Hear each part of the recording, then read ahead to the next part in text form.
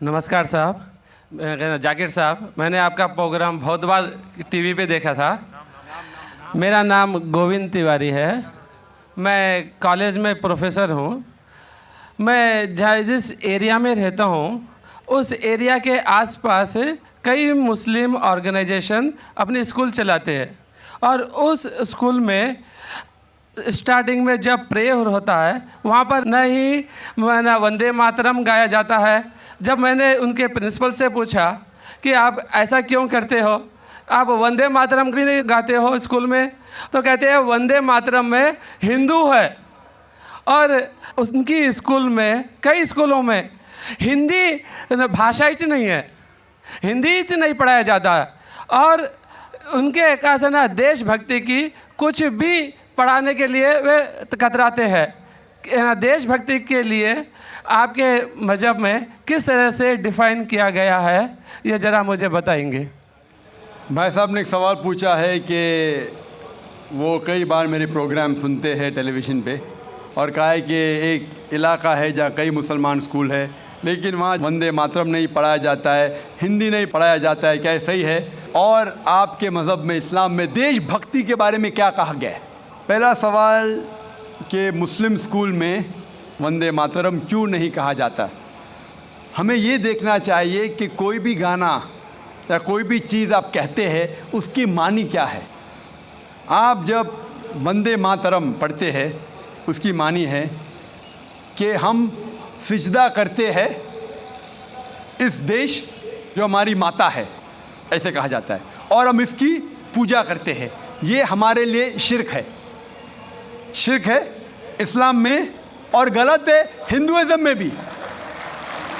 Hinduism में भी आपको इबादत सिर्फ करना चाहिए एक खुदा की, धरती की नहीं। तो हिंदुइज़्म में भी गलत है, क्रिश्चियनिटी में भी गलत है, इस्लाम में ही गलत है।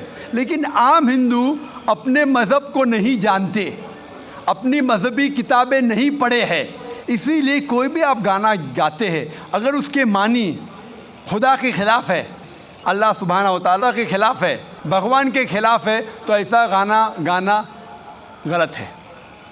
आपने मुझे शुरुआत में नमस्ते कहा। नमस्ते, नमस्ते के क्या मानी है भाई साहब, आप बोल सकते हैं? नहीं पता क्या मानी है? माइक्रोफोन ऑन कीजिए ज़रा भाई साहब का। नमस्ते मतलब मैं सर झुका के मैं आपको नमन करता हूँ। हाँ, सर झुका के आप मुझे नमन करता हूँ। नमन करता हूँ, सर झुका के। सर झुका के मुझे नमन करना शिर्क है, हराम है, प्रोहिबिटेड है। आप मेरे सामने भी सर नहीं झुका सकते, चाहे आप मुझसे मोहब्बत करते हैं, चाहे आप मेरी इज्जत करते हैं, फिर भी आप मेरे सामने सर नहीं झुका सकते। सर झुकाना चाहिए तो सिर्फ खुदा के सामने, अल्लाह के सामने, और मैं खुदा नहीं हूँ। आप जानते हैं, आप मेरी इज्जत कर सकते हैं, मेरी बात जो मैं कहता हूँ उसके ऊपर अमल कर सकते हैं, लेकिन आप मेरे सामने सर नहीं झुका सकते। इसीलिए मैं जवाब में आपको कहूँगा अस्सलाम वालेकुम, आप पे सलामती हो, आप पे सलामती हो। आप समझे ना? मैं आपके सामने झुक नहीं सकता हूँ। ये सिर झुकेगा तो सिर्फ अल्लाह के सामने, सिर्फ खुदा के सामने। तो आपने बड़प्पन में मुझे कहा, लेकिन अगर गलत चीज़ कहा तो मैं वापस से जवाब नहीं दे सकता हूँ, क्योंकि मैं जानता हूँ जो लोग नहीं जानते वो ऐसे हरकत कर सकते हैं। मिसाल के तौर पे 1 महीना पहले मैं जब बॉम्बे एयरपोर्ट पे था तो एक औरत, हिंदू खातून, मुझे पूछी कि आप डॉक्टर जाकिर नाइक है? आयु डॉक्टर जाकिर नाइक? मैंने कहा जी हाँ। ओ, मैं आपका रोज़ प्रोग्राम देखती हूँ, मैं दुबई से 25 साल के बाद बम्बई में आ रही हूँ, 25 साल के बाद हिंदुस्तान में आ रही हूँ। उसके सिर पे टीका था, हिंदू औरत थी, बोलती मैं आपके प्रोग्राम देखती हूँ और बहुत अल्हम्दुलिल्लाह तारीफ़ करने लगी। सारी तारीफ़ अल्लाह की है, मैं कुछ भी नहीं हूँ। और फिर कहने लगी कि मैं तुम्हारे पैर छूना चाहती हूँ। मैंने कहा कि ये गलत है, शिर्क है। तो बोले क्यों? वही जवाब मैंने दिया, आप जो भी कहो मैं आपकी बात मानूंगी। तो मैंने कहा आप कुरान मजीद पढ़िए, कुरान मजीद पढ़िए और इसके ऊपर अमल कीजिए। और मैंने तकरीर दी है similarities between Islam and Hinduism. Islam और हिंदुइज़्म में यकसानियत, और साबित किया है कि हिंदुइज़्म में भी लिखा है कि आप सिर्फ एक ईश्वर की इबादत करना चाहिए, जितने ऋषि आने वाले उनमें मानना चाहिए, और मोहम्मद सल्लल्लाहु अलैहि वसल्लम में भी। तो आपको अगर कुरान और वेदा पे अमल करना चाहिए जो यकसा है, आपको एक खुदा में मानना पड़ेगा और आखिरी पैगंबर मोहम्मद सल्लल्लाहु अलैहि वसल्लम पर। आपका और एक सवाल था कि हिंदी क्यों नहीं पढ़ाई जाती है, हिंदी मुस्लिम स्कूल में क्यों नहीं पढ़ाई जाती है। कुछ स्कूल में हो सकता है, लेकिन मेरे हिसाब से अक्सर स्कूल में हिंदुस्तान में हिंदी पढ़ाई जाती। जो स्कूल मैंने कायम किया हूँ, इस्लामिक इंटरनेशनल स्कूल, उसमें भी हिंदी पढ़ाई जाती है। ना हिंदी, मराठी भी, जो हमारे स्टेट लैंग्वेज है, हम पढ़ाते हैं, जोर देते हैं अंग्रेज़ी और अरबी पर। नंबर 1 अंग्रेज़ी अरबी, फिर उर्दू, हिंदी, मराठी, आगे चल के संस्कृत भी सिखाएंगे, संस्कृत भी, ताकि हिंदुस्तानी लोग जितने मज़ाहिब इस देश में हैं उसको समझे। मैं गवर्नमेंट से कहता हूं कि हिंदुस्तान में संस्कृत आम करो। संस्कृत आम करेंगे तो लोग वेदा पढ़ेंगे, पढ़ने के बाद हक के तरफ आएंगे और हिंदू मुस्लिम एक हो जाएंगे। हिंदी तो छोड़ो, संस्कृत, क्योंकि वेद संस्कृत में, हिंदी में नहीं है। हिंदू की ज़बान है संस्कृत, और मैंने तकरीर की है हिंदुइज़्म और इस्लाम में यकसानियत। लेकिन आम हिंदू अपनी मजहबी किताब पढ़ा ही नहीं तो क्या जानेगा। तो मैं संस्कृत कोट करता हूँ, फिर तर्जुमा करता हूँ और कहता हूँ कि आपको अगर लगता है कि मैं कुछ गलत कह रहा हूँ, रेफरेंसेस देता हूँ मैं। आपका आखिरी सवाल था कि इस्लाम में देशभक्ति के बारे में क्या कहा गया है। इस्लाम में कहा गया है कि सबसे पहले जो हमें बात मानना चाहिए वो हमारे खालिक की, बनाने वाले की, खुदा की, अल्लाह की, सबसे पहले। अगर अल्लाह की बात से कोई दूसरी बात टकराती है तो उसे छोड़ देना चाहिए। जहाँ तक कि मैं हिंदुस्तानी हूँ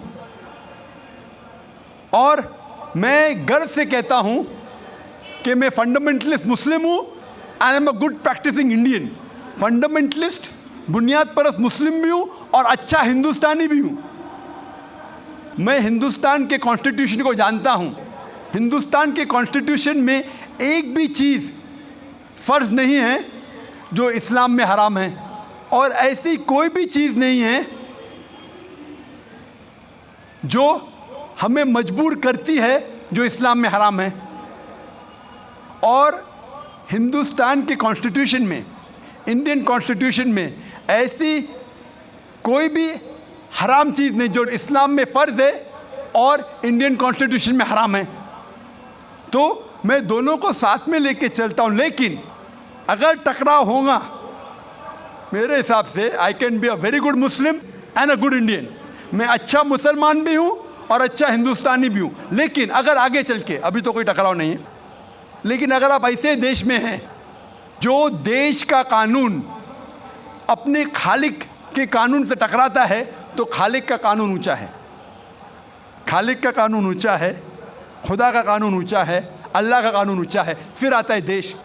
देश ने हमें, ठीक है, ये देश में हम जीते हैं, देश हमारे लिए फैसिलिटीज़ देता है, लेकिन हमें जान किसने दी? देश ने या खालिक ने? खुदा ने दी। ये हवा जो है, ये हवा के बिना 5 मिनट भी आप जिंदा नहीं रह पाएंगे। कितना? 5 मिनट भी नहीं जिंदा रह पाएंगे।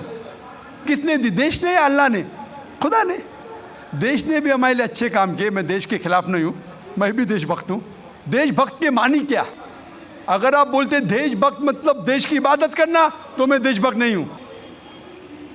अगर देश की तरक्की चाहता हूँ, हाँ मैं हूँ देशभक्त। तो देशभक्त के मानी क्या इंपॉर्टेंट है। अगर देशभक्त मतलब देश की इबादत करना, तो ये गलत है। इबादत सिर्फ मैं खालिक की करता हूँ, अल्लाह की करता हूँ, खुदा की करता हूँ। लेकिन देश की भलाई चाहता हूँ। अगर वो देश कोई कानून लागू कर रहा है, वो शरीयत के अंदर है, खुदा के कानून के दायरे के अंदर है, तो मैं उनके साथ हूँ। कई चीज़ें इस्लाम में मुबाह है, ऑप्शनल है, और अगर देश उसे कहता है कि करो, तो मैं करूँगा। लेकिन अगर कोई देश, चाहे वो अमेरिका हो या यूके हो, वहाँ का कानून अगर इस्लाम के ख़िलाफ़ है, तो मैं उस देश के कानून के खिलाफ जाऊंगा, क्योंकि मैं सबसे पहले मोहब्बत करता हूं खालिक से, खुदा से, अल्लाह से, फिर अपने देश से। तो जहाँ तक के देश का कानून खालिक के कानून से नहीं टकराता है, हमें उस कानून पे अमल करना चाहिए। और मेरे नज़रिए से एक भी हिंदुस्तान का कानून मुझे मजबूर नहीं करता इस्लाम के खिलाफ। इसीलिए मैं कहता हूँ I am a very good practising Muslim, fundamentalist Muslim, at the same time a very good practising Indian. Hope that answers the question.